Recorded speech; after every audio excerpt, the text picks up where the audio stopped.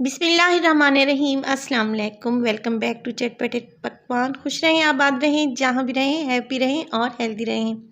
तो मैं हूँ फ़ायज़ा और वेलकम करती हूँ आपको चटपटे पकवान में। तो पास्ता हो या हो स्पैगेटी, सभी को बहुत ही पसंद आते हैं, ख़ास तौर पर बच्चों के तो ये फेवरेट होते हैं।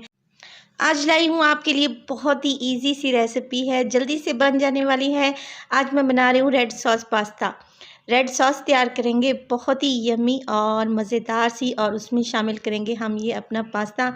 और ये रेसिपी आप डिनर टाइम पे भी बना सकते हैं, किसी भी पार्टी पे सर्व कर सकते हैं, इसके अलावा बच्चों के लंच बॉक्स में भी दे सकते हैं। तो चलें जी, स्टार्ट करते हैं और बनाते हैं अपने मज़ेदार सा रेड सॉस पास्ता। तो इस मज़ेदार सी रेसिपी को बनाने के लिए यहाँ पे सबसे पहले हम पास्ता को बॉयल करेंगे। तो एक पतीली में मैंने पानी बॉयल करने रख दिया था, जो कि अब बॉइलिंग स्टेज पे है। इसमें 1 टीस्पून नमक डाला है और 1 टीस्पून ऑयल डाल दिया है, और इसमें शामिल करेंगे हम पास्ता का एक पूरा पैकेट। और आपको जो शेप पसंद हो आप उसी स्टाइल का पास्ता यहाँ पे ले सकते हैं। पास्ता मैंने इसमें शामिल कर दिया है और तकरीबन 7 से 8 मिनट तक इसको कुक करेंगे। और ये देखें, तकरीबन 90% ये कुक हो चुका है। ओवर कुक इसको बिल्कुल भी नहीं करना। अब मैं ये करूँगी कि इसका पानी सारा ड्रेन कर लूँगी। किसी भी छलनी की मदद से आपने इसका सारा पानी निकाल देना है। और पास्ता के ऊपर हम डालेंगे ठंडा पानी। ठंडा पानी डालने से ये होगा कि आपस में चिपकेगा नहीं, और इसका जो एक्स्ट्रा स्टार्च है वो भी निकल जाएगा। तो टैप वाला पानी ही आप यूज़ कर लें और इसको एक साइड पे रख दें। तो चलें जी, अब सॉस की तैयारी कर लेते हैं। तो यहाँ पे मेरे पास है 4 मीडियम साइज़ के टमाटर, जिनका मैंने टॉप निकाल दिया है और बैक वाली साइड पे इस तरीके का प्लस का निशान बना रही हूँ। अब मैं ये करूँगी कि सारे टमाटरों को काट लेने के बाद इसको मैं डालूँगी पानी में। गर्म पानी है यहाँ पे मेरे पास, और तकरीबन 3 से 4 मिनट ही हम इसको बॉयल करेंगे। ये देखिए, इनका छिलका हमने रिमूव करना है और इसकी हमने बनानी है प्यूरी। तो टमाटर की प्यूरी बनाने के लिए इसका छिलका बहुत ही आराम से निकल जाएगा, ये देखें। और ये जब हल्के से ठंडे हो जाएं तो ये छिलका आपने इसका रिमूव कर लेना है। इसको मैंने काट लिया है छुरी की मदद से, और इसको डाल रही हूँ मैं एक मिक्सी जार में, और बग़ैर पानी शामिल किए मैं इसका एक पेस्ट बना लूँगी, प्यूरी बना लूँगी। अगर ज़रूरत महसूस करें तो पानी शामिल कर लें, वरना पानी को डालने की कोई ज़रूरत नहीं है। और ये देखिए, यहाँ पे प्यूरी तैयार हो चुकी है। तो एक कढ़ाई में मैंने ले लिया है तकरीबन 4 टेबलस्पून ऑयल। ऑयल में शामिल कर रही हूँ मैं 1 टीस्पून लहसुन का पेस्ट। अदरक इसमें शामिल नहीं होगी, लहसुन ही डलेगा।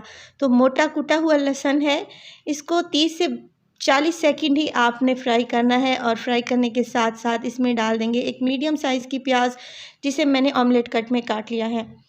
तो ये प्याज शामिल कर देंगे, और प्याज को हमने इतना पकाना है कि इसका कलर हल्का सा चेंज हो जाए। बस ये प्याज थोड़े से सॉफ्ट हो जाएं और ये हल्के से पिंकिश कलर में आ जाएं।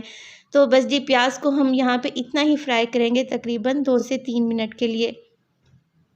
तो यहाँ पे प्याज हल्के से सॉफ्ट हो चुके हैं। जो अभी मैंने टमाटर की प्यूरी बना के रखी हुई थी, माशाल्लाह से देखें, ये इसमें शामिल कर देंगे। आप इसमें टमाटर काट के भी डाल सकते हैं ऐसे ही, मगर उनका छिलका मुंह में आता है और वो खाते वक्त बिल्कुल भी अच्छा नहीं लगता, और रेड सॉस का जो ओरिजिनल फ्लेवर है वो भी नहीं आता।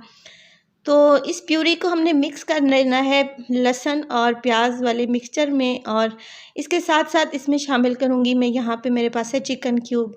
ये ऑप्शनल है, अगर आपको नहीं पसंद तो ना डालें, क्योंकि हम इसमें चिकन यूज़ नहीं कर रहे। तो मैंने यहाँ पे चिकन क्यूब का इस्तेमाल किया है।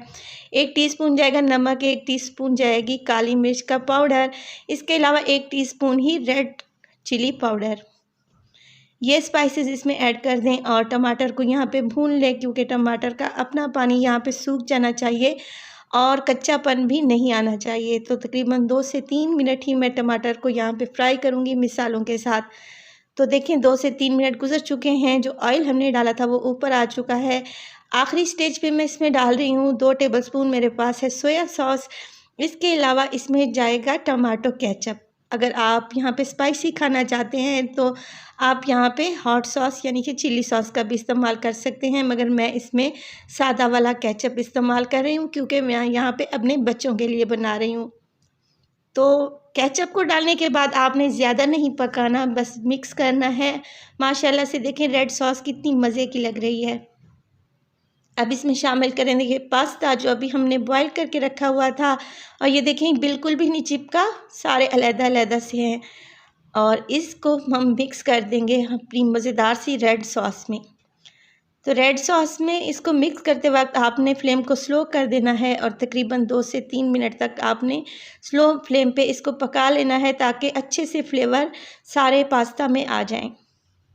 और मज़ेदार सा ये देखें हमारा यहाँ पे पास्ता तैयार हो चुका है। 2 से 3 मिनट ही मैं इसको मज़ीद फ्राई करूँगी और बेहतरीन सी डिश है। आप इसको लंच टाइम पे भी बना सकते हैं, किसी पार्टी में बनाएं या फिर बच्चों के लंच बॉक्स में रख सकते हैं। सभी को ये बहुत ही पसंद आता है।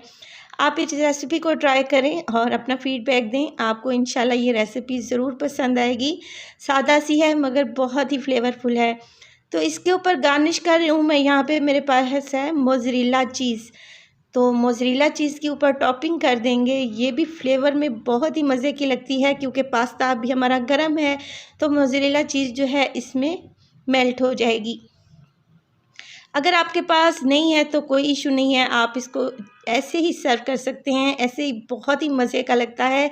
हरे धनिये से हम इसकी गार्निशिंग कर देंगे। मज़ेदार सा हमारा रेड सॉस पास्ता तैयार है। घर में बनाएं और बच्चों को खिलाएं। माशाल्लाह से आपके बच्चों को बहुत ही पसंद आएगा और बच्चों के साथ साथ बड़े भी इसको चट कर जाएंगे इंशाल्लाह। तो रेसिपी पसंद आए तो प्लीज़ लाइक करें और चटपटे पकवान को सब्सक्राइब भी कर लें। अपना बहुत सारा ख्याल रखिएगा। टिल देन अल्लाह निगहबान।